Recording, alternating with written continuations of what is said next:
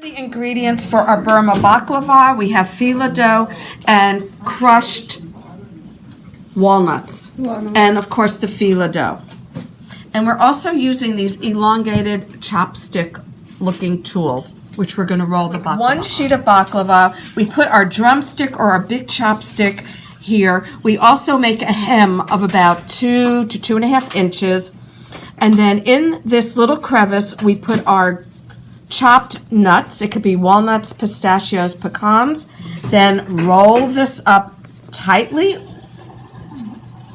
And then while the phyllo dough is still on the dowel, we're going to scrunch it and squeeze it tightly together so it's almost like an accordion pleat.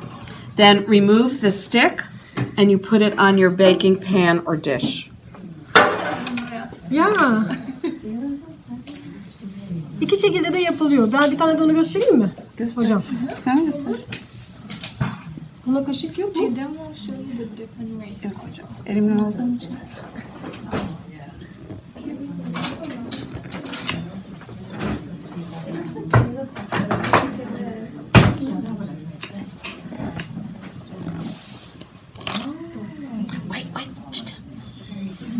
Showing us a different way of making the baklava. Now that our baklava was taken out of the oven and it is cooled down, it's warm, and our syrup is also warm.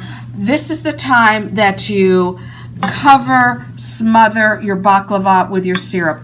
It's warm to warm. The temperatures are both warm. But you can do If you like crispier baklava, then what you do is you do cool syrup to cool baklava, and then it will be crispier. This is an important rule of thumb when you're making baklava.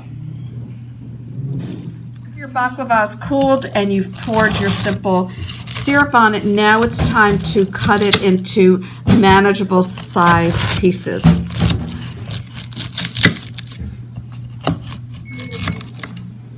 And they sort of look like baklava cigars now. After the baklava has cooled down and you've added your simple syrup to it, then you slice it into portion size pieces.